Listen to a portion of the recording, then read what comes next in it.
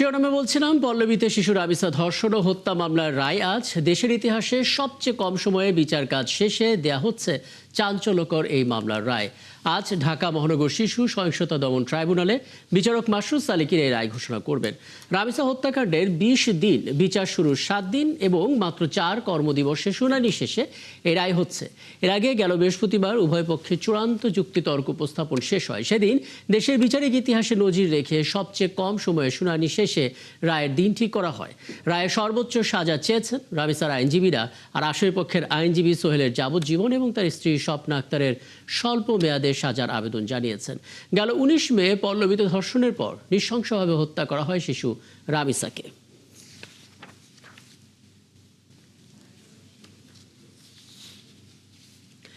এই মুহূর্তে আমরা আদালত পাড়ায় যেতে চাই। আছেন সহকর্মী আশিক মাহমুদ, যুক্ত হচ্ছেন আমাদের সঙ্গে। আশিক মাহমুদ, সবাই অপেক্ষা করছেন এবং বলা হচ্ছিল মাসরুর সালেকিন, যিনি আসলে বিচারক ট্রাইব্যুনালে, তিনি ১১টা নাগাদ রায় দিতে পারেন। এখন পর্যন্ত আসলে সেই প্রস্তুতি কেমন দেখছেন? কটা নাগাদ হতে পারে? আইনজীবীদের কোনো বক্তব্য পেয়েছেন কিনা এবং ঠিক এই মুহূর্তের আপডেট আমাদেরকে জানাবেন আশিক।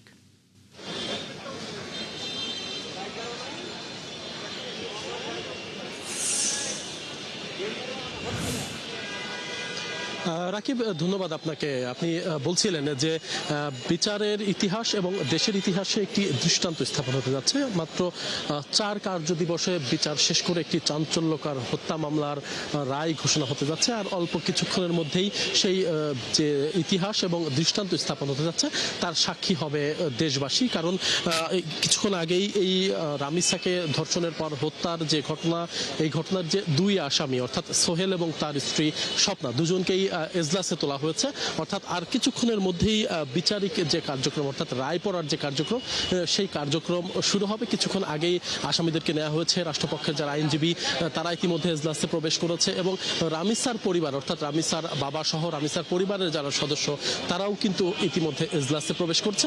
আর অল্প কিছুক্ষণের মধ্যে আমরা ধারণা করছি যে এই যে ঐতিহাসিক যে রায় পড়ার যে কার্যক্রম, সেই কার্যক্রম কিন্তু শুরু হবে এবং সারা দেশ অর্থাৎ দেশবাসী একটি দৃষ্টান্ত স্থাপন হবে। সেই দৃষ্টান্তের স্থাপন হওয়ার মাহেন্দ্রক্ষণে সে সাক্ষী হতে যাচ্ছেন। কারণ মাত্র ২০ দিন আগে এই রামিসাকে পল্লবীতে ধর্ষণের পর হত্যা করা হয় এবং এই ঘটনায় সারা দেশব্যাপী যে প্রতিবাদের ঝড় উঠেছিল, সমালোচনার ঝড় উঠেছিল এবং বিচারের যে দাবি উঠেছিল, সেই দাবিকে আমলে নিয়ে সরকার কিন্তু মাত্র ৫ দিনের মাথায় এই রামিসাকে ধর্ষণের পর হত্যার ঘটনায় আদালতে চার্জশিট জমা দিয়েছিল এবং চার্জশিট জমা দেওয়ার পরে এই যে ঢাকা মহানগর শিশু সহিংসতা দমন ট্রাইব্যুনালের বিচারক মাসরুর সালেকিন, তিনি চার্জ গঠন করেন এবং মাত্র ৪ কার্যদিবসের মধ্যে কিন্তু বিচার কাজ শেষ করে আজকে রায়ের জন্য দিন ধার্য করেন। তার মানে যে অতি অল্প সময়ের মধ্যে যে একটি দৃষ্টান্ত স্থাপন হতে যাচ্ছে যে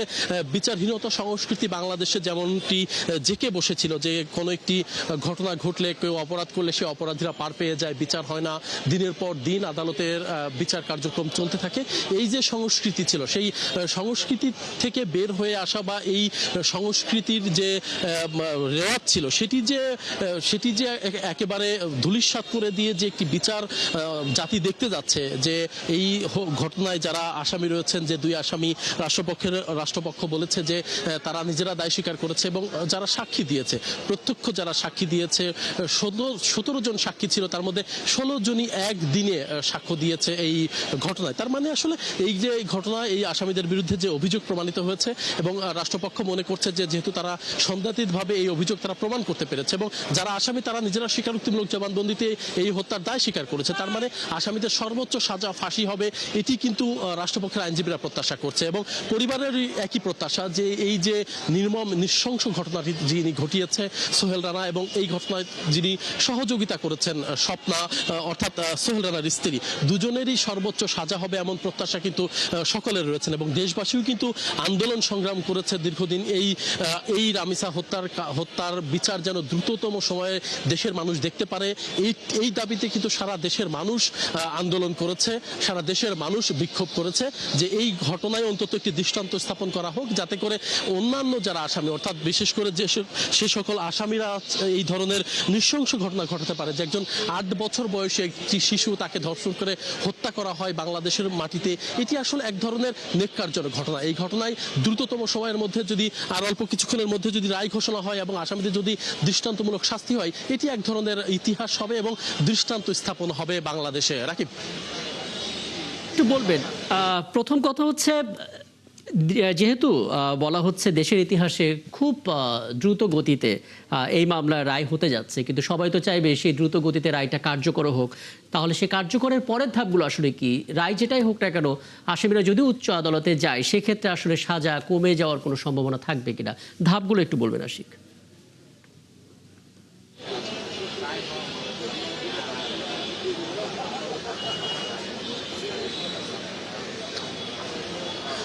রাকিব, আপনি জানেন যে এই রামিসা হত্যাকাণ্ডের আগে অন্তর্বর্তীকালীন সরকারের সময় মাগুরাতে আসিয়া হত্যাকাণ্ডের ঘটনা ঘটেছিল, একই ধরনের ঘটনা।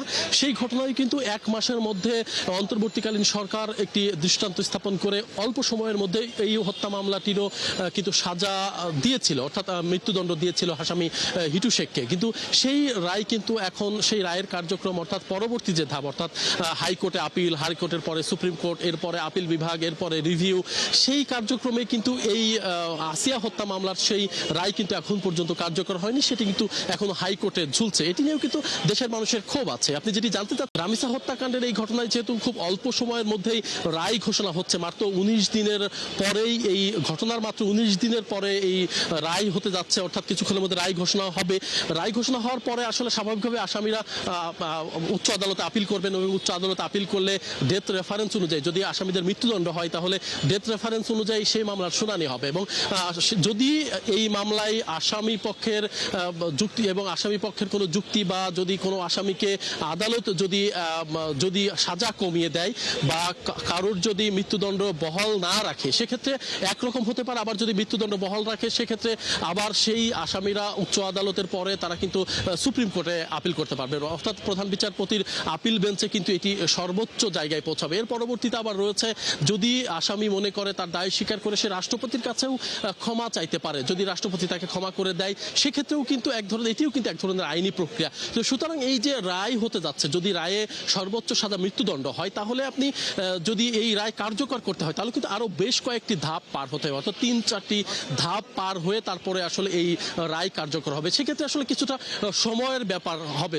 যত দ্রুতই করা হোক না কেন, হাইকোর্ট এবং সুপ্রিম কোর্ট এবং আপিল বিভাগ যদি খুব দ্রুতও করে, তাহলে হয়তো এই রায় কার্যকর করতে কিছু না হলে 2-3 মাস সময় লেগে যেতে পারে। তাছাড়া আসলে আইনি প্রক্রিয়াগুলো শেষ করা ছাড়া কিন্তু কোনোভাবেই একজন মানুষকে আসলে ফাঁসির কাজটা আসলে ঝুলিয়ে দেওয়া আসলে সম্ভব না। সেটি বাংলাদেশের কোনো আইনেই আসলে কাভার করে না। যে কারণে আসলে সবার প্রত্যাশা আছে যে, যেমন আসিয়া হত্যা মামলাটি যেমন এখন পর্যন্ত ঝুলে আছে, সেই মামলার কিন্তু এখন পর্যন্ত রায় কার্যকর হয়নি। সাধারণ মানুষের ধারণা, তাদের সংশয় রয়েছে যে এই ধরনের ঘটনায় যদি রামিসা হত্যা মামলার ঘটনাও যদি দ্রুত রায় হয়, যদি সেই রায় কার্যকর না হয়, সেটি আসলে এক ধরনের অতীতের যে বিচারহীনতার সংস্কৃতি, সেটিরই প্রমাণ করবে। সুতরাং যদি পরিবারের দাবি রয়েছে এবং রাষ্ট্র মানে পুরো দেশবাসীর দাবি রয়েছে যে দ্রুত রায় দেওয়া হোক এবং দ্রুত রায় দিয়ে এই রায় যেন দ্রুত বাস্তবায়ন করা হয়, সেই প্রক্রিয়া যেন মেনে চলা হয়, সেটি কিন্তু প্রত্যাশা রয়েছে। আপনি কিছু জানাতে চাই, ফেনীতে নুসরাতকে আগুনে পুড়িয়ে হত্যা করা হয়েছিল, সেই ঘটনায় 16 জনের ফাঁসির রায় হয়েছিল। সেই ঘটনা পেরিয়ে গেছে কয়েক বছর, কিন্তু সেই ঘটনা এখন পর্যন্ত হাইকোর্টে ঝুলছে। ওই ঘটনার কিন্তু এখন পর্যন্ত সাজা কার্যকর হয়নি। সুতরাং এইসব কারণেই আসলে সাধারণ মানুষ এবং যারা ভুক্তভোগীর পরিবার, তাদের মধ্যে এক ধরনের ক্ষোভ রয়েছে যে বাংলাদেশের বিচারিক ইতিহাসে আসলে দ্রুততম সময়ে অপরাধীদের অনেকগুলো আসলে কেস রয়েছে যেগুলো আসলে আদালত পর্যন্ত গড়িয়েছে, রায়ও এসেছে, কিন্তু আসলে কার্যকরের যে দৃশ্যমান অগ্রগতি, সেই অগ্রগতিটা আমাদের চোখে পড়েনি। আপনি সাধারণ মানুষের কথা বলছিলেন আশিক মাহমুদ, সাধারণ মানুষ কিন্তু একটা প্রশ্ন বেশ জোরে সোরে করছেন যে সোহেল রানাকে সর্বোচ্চ শাস্তি মৃত্যুদণ্ডের প্রত্যাশা করছেন, কিন্তু তার স্ত্রী স্বপ্না আক্তার, যিনি কিলিং মিশনের ছিলেন এবং নানাভাবে আসলে সোহেলকে সহায়তা করেছেন, তাহলে তার শাস্তির কথা কেন কমানো হচ্ছে বা সেটা নিয়ে আসলে কেন কম শাস্তির কথা বলছেন? তার পক্ষের আইনজীবীরা এবং রাষ্ট্রপক্ষের আইনজীবীও বলছেন আসলে আইন অনুসারে তার শাস্তির দাবি জানিয়েছেন। অর্থাৎ স্বপ্না আক্তারের যে অপরাধ, সেই অপরাধটাকে কতটা গুরুত্ব দেওয়া হচ্ছে? অর্থাৎ সোহেলেরকে সাহায্য যেহেতু করেছে সে, কি বুঝলেন আসলে আইনজীবীদের সাথে কথা বলে? এখানে কিন্তু এই যে সোহেলের স্ত্রী স্বপ্না তিনিও কিন্তু এই হত্যা মামলার সহযোগী, কারণ এই হত্যায় যখন রামিসাকে গলা কাটা হয়, যখন রামিসার শিরচ্ছেদ করা হয়, আলামত নষ্ট করা বা সোহেলকে কিন্তু তিনি প্রত্যক্ষভাবে সহযোগিতা করেছে। এবং রামিসাকে যখন রামিসার মা যখন গেট খুলতে বলে তখন কিন্তু এই স্বপ্না আক্তার বারবার তাকে বলা হলেও সে কিন্তু গেট খুলে দেয়নি। তার মানে আসলে এই যে হত্যাকাণ্ডে সোহেলের পাশাপাশি স্বপ্না আক্তারও কিন্তু এক ধরনের দায় রয়েছে। এখানে যখন এই মামলার যখন শুনানি হয়েছে, অর্থাৎ যখন কোর্টে সাক্ষ্য গ্রহণ এবং শুনানি যুক্তিতর্ক উপস্থাপন হয়েছে, তখন কিন্তু বিচারক বলেছে যে এই ঘটনায় যেহেতু সোহেল যেমন অভিযুক্ত, তেমনি স্বপ্না আক্তারও কিন্তু এই ঘটনায় অভিযুক্ত, কারণ ধর্ষণ করা হয়েছে, ধর্ষণের পর রামিসাকে নৃশংসভাবে গলা কেটে হত্যা করা হয়েছে। এটি এক ধরনের বর্বরতার চিত্র ফুটে উঠেছে বাংলাদেশে। কিন্তু আসলে এই কারণেই বলা হচ্ছে যে যেহেতু রামিসাকে হত্যার পেছনে সোহেলের যেমন দায় রয়েছে, তেমনি সহযোগিতা যে করেছে, অর্থাৎ সহযোগিতা করেছে তার স্ত্রী স্বপ্না, তারও দায় রয়েছে। যদি বিচারক মনে করে যে আসলে দুইজনেই সমান অপরাধে অপরাধী, তাহলে দুইজনকেই কিন্তু সর্বোচ্চ সাজা মৃত্যুদণ্ড আদালত চাইলে দিতে পারবে বিচারিক আইনি ধারা মেনেই। কিন্তু এর বাইরেও আবার একটা বিষয় আছে যে যিনি মূল পরিকল্পনাকারী থাকে, যিনি মূল এই ঘটনা ঘটিয়ে থাকে, তাকে সর্বোচ্চ সাজা দিয়ে যিনি সহযোগিতা করে থাকেন, আমরা অতীতের যে সকল বিচার কার্যক্রম দেখেছি, যিনি সহযোগিতা করে থাকেন তাকে আসলে কিছুটা সাজা কমিয়ে, অর্থাৎ যদি মূল আসামিকে মৃত্যুদণ্ড দেয়া হয় তাহলে যিনি সহযোগিতা করেন তাকে দেয়া হয় যাবজ্জীবন, বা যদি মূল আসামিকে যাবজ্জীবন দেয়া হয় তাহলে যিনি সহযোগিতা করেন তাকে 14 বছর বা 7 বছরের কারাদণ্ড দেওয়া হয়। এমন নজিরও আসলে আমরা দেখেছি। দেশের মানুষ আসলে এক ধরনের বলছেন যে যেহেতু তিনিও সহযোগিতা করেছেন তাহলে তাকেও আসলে মৃত্যুদণ্ড দেওয়া হোক। তবে রাষ্ট্রপক্ষের আসামি পক্ষের যে আইনজীবী, রাষ্ট্র কর্তৃক নিয়োজিত যে আইনজীবী, তিনি আসলে বলেছেন যে যেহেতু তিনি সহযোগিতা করেছেন তাকে যেন কিছুটা সাজা কমিয়ে দেওয়া হয়। যদিও শুরুতে আমরা দেখছিলাম আসলে এই মামলায় মানে আসামির পক্ষে কোনো আইনজীবী দাঁড়াতে চাননি, এবং শেষ মুহূর্তে আসলে রাষ্ট্রপক্ষ থেকে যাকে নিযুক্ত করা হয়েছে আসামিদের পক্ষে লড়ার জন্য, তিনি আসলে কম শাস্তি দাবি করেছেন স্বপ্না আক্তারের জন্য। এবং আপনি যখন কথা বলছেন তখন আমরা খবর পাচ্ছি যে আসলে রায় পড়া চলছে।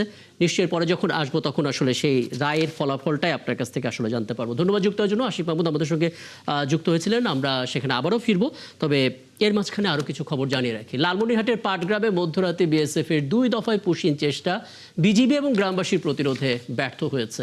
বিজিবি জানায় মেইন পিলার 810-এর কাছে গোলডাঙ্গা গেট এলাকায় বিএসএফের টহল দল পুশিনের জন্য 10 থেকে 14 জনের একটি দল নিয়ে আসে। রাত 12টার দিকে গেট খোলার শব্দ পেয়ে বিজিবি টহল দল এবং গ্রামবাসী এগিয়ে এলে বিএসএফ পুশিনের জন্য জড়ো করা দিয়ে নিজেদের সীমানায় নিয়ে যায়। পরে তেলিয়াপাড়া গেট এলাকাতেও একই চেষ্টা চালায় বিএসএফ, সেটিও বিজিবির প্রচেষ্টায় ব্যর্থ হয়। বর্তমানে গ্রামবাসী এবং বিজিবি ঘটনাস্থলে টহলরত অবস্থায় রয়েছে। চাঁপাইনবাবগঞ্জের ভারতীয় সীমান্তবর্তী এলাকার খবরটা নিতে চায় সহকর্মী একেএস রোকন, যুক্ত হচ্ছেন সেখান থেকে। একেএস রোকন, আপনার তথ্য অনুসারে আমরা প্রতিবেদনগুলো দেখছিলাম এবং তথ্যগুলো নতুন নতুন করে পাচ্ছিলাম, এবং সেখানে বলা হচ্ছিল গেল 3 থেকে 4 দিন ধরে চাঁপাইনবাবগঞ্জের ভারতীয় সীমান্তবর্তী এলাকায় পুশিনের ব্যাপক চেষ্টা হয়েছে। নোম্যান্স ল্যান্ডও অনেকে অবস্থান করিয়েছিলেন। ঠিক এই মুহূর্তের আপডেটটা জানাবেন, নতুন করে কোনো চেষ্টা হয়েছে কিনা? নোম্যান্স ল্যান্ডে যারা আছেন তারা কি পরিস্থিতিতে আছেন? বিজিবি এবং বিএসএফ দুই পক্ষের অবস্থানটা আসলে কি? চাঁপাইনবাবগঞ্জে আপনি জানেন যে সীমান্তবর্তী একটি এলাকা, বিশেষ করে শিবগঞ্জ এবং গমস্তাপুর এই 2 উপজেলায় কিন্তু মানে পুশিনের একটা সম্ভাবনা রয়েছে, যার কারণে কিন্তু এই 2টি সীমান্তে বিজিবির কঠোর নজরদারি আমরা লক্ষ্য করেছি। আমি যদি আপনাকে একটু দেখানোর চেষ্টা করি যে পিছনের যে জায়গাটি আপনারা দেখছেন যে এখানেই মূলত তার পিছনে সীমান্ত, এবং এখান থেকেই মূলত পুশিনগুলা তারা ঝোপঝাড়ের মধ্যে দিয়ে করার চেষ্টা করে, এবং ওই পারে কাঁটাতারের বেড়া। কিন্তু এখানে ব্যাপার হয়েছে যে 28 জনকে তারা পুশিন করার চেষ্টা করেছিল, সে 28 জনের কিন্তু যাবতীয় পোশাক পরিচ্ছদ সবকিছু পড়ে আছে, কিন্তু তাদের আর দেখা যাচ্ছে না। গতকালকে আমরা আমাদের ছবি দেখিয়েছিলাম আমাদের দর্শকদের, সেখানে কিন্তু তাদের পোশাক এবং বিভিন্ন কাপড় চোপড়ের আমরা ছবি দেখিয়েছিলাম, কিন্তু তারা কিন্তু এখন নিখোঁজ রয়েছে।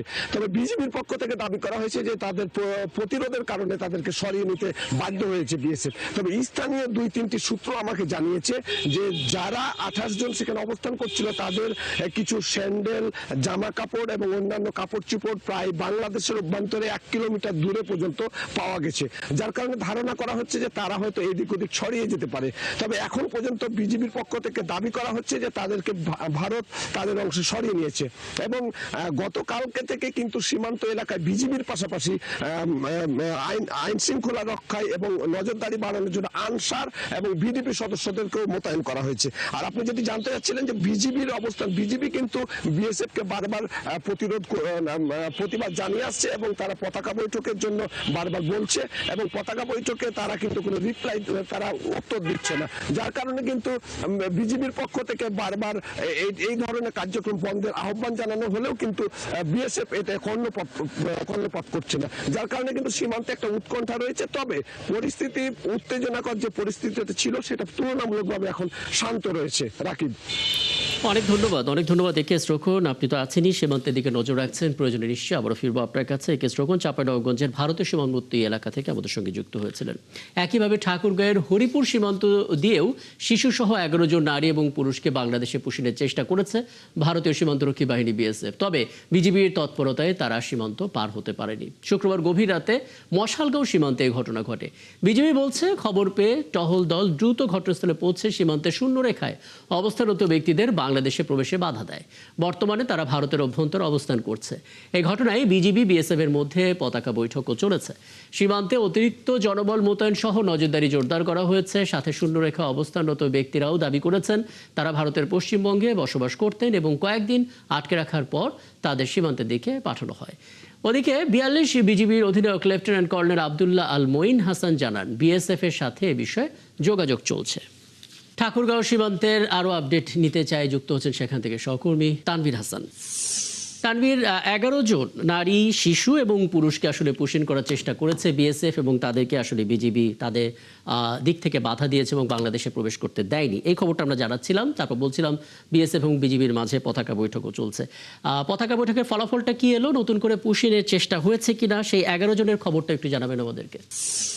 জি রাকিব, আপনাকে জানিয়ে রাখি ঠাকুরগাঁও হরিপুর সীমান্তে যে 11 জনকে পুষিন করা হয়েছে এবং জিরো লাইনের মধ্যে রাখা হয়েছে। ইতিমধ্যে কিন্তু দিনাজপুর 42 বিজিবি এবং ভারতের যে অধিনায়ক পর্যায়ে কিন্তু বিএসএফ এর কিন্তু বৈঠক চলছে। বর্তমান বৈঠক কিন্তু চলমান। এই বৈঠকে কিন্তু তারা এই পর্যন্ত সিদ্ধান্ত নিতে পারে নাই এবং বর্তমান কিন্তু তারা কিন্তু বিভিন্নভাবে আলোচনা কিন্তু চালিয়ে যাচ্ছে। আমি কিছুক্ষণ আগে তাদের সাথে কথা বলে এইটুকু মানে জানতে পেরেছি যে তারা আলোচনা চালাচ্ছে এবং আলোচনা শেষে তারা জানানো যাবে যে আসলে তাদেরকে ব্যাক করা হবে কি, মানে ভারতে ব্যাক করা হবে কিনা, এই নিয়ে কিন্তু আলোচনা নিয়ে কিন্তু তারা কিন্তু বসছে।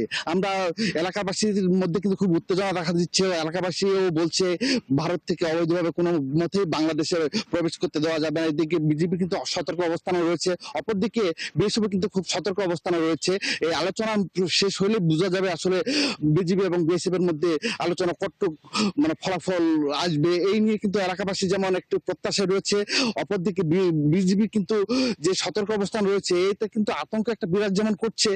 এই 11 জন কিন্তু ওই সীমান্তের মধ্যে রয়েছে। 11 জন কিন্তু খুব অনাহারে অনেক ধন্যবাদ তানভীর হাসান। যেহেতু জিরো লাইনে তারা ছিলেন এবং নানামুখী সংকটের মধ্যেও তারা ছিলেন, তারপরেও আসলে সেই পুষিনের চেষ্টা অব্যাহত রয়েছে, সেই খবরগুলো জানছিলাম। নিশ্চয় পরবর্তীতে আরও কথা হবে আপনার সঙ্গে।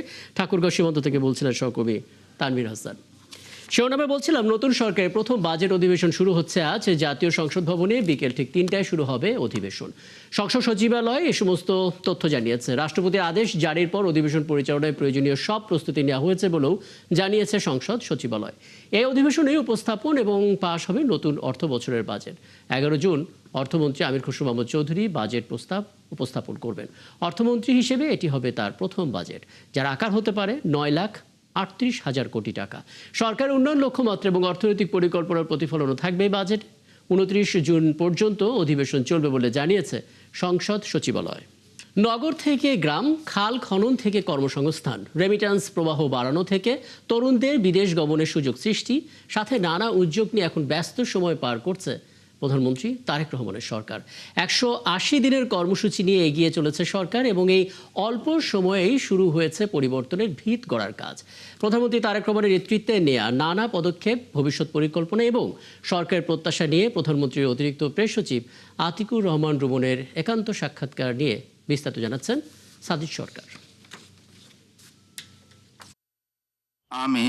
আমি তারেক রহমান সশস্ত্র চিত্রে তারেক রহমান প্রধানমন্ত্রী হিসেবে দায়িত্ব গ্রহণের পরই জনগণের মাঝে দেয়া প্রতিশ্রুতি বাস্তবায়নে মাঠে নেমে পড়েন নগর থেকে গ্রামে।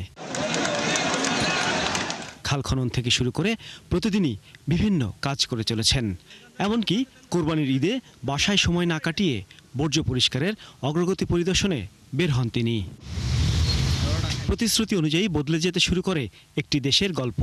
গেল 100 দিনে সেই পরিবর্তনেরই কিছু রেখাচিত্র দেখছে বাংলাদেশ। ওনার যে ওয়াদা ছিল আপনার ফ্যামিলি কার্ড, কৃষি কার্ড, ইমামদের বেতন, দেখেন কত দ্রুত করে ফেলছে। আমি তো দেখেন 40 দিনের মাথায় কিন্তু সব কিছু মোটামুটি এগুলো হাত দিয়েছে এবং এগুলো কাজ আপনি মনে করেন না যে উনি উদ্বোধন করেই শেষ ক্ষান্ত, তা না। এগুলো কাজ কি দ্রুত চলতেছে আমরা যারা ভিতরে আছে আমরা জানি। এর সুফল আপনারা আগামী 6 মাসের মধ্যেই পেয়ে যাবেন। শুধু ফিতা কেটে উদ্বোধন নয়, কাজের প্রতিটি ধাপে নজর রাখছেন প্রধানমন্ত্রী তারেক রহমান। কারণ স্বপ্ন দেখানো সহজ, কিন্তু সেই স্বপ্ন মানুষের জীবনে পৌঁছে দেয়াই সবচেয়ে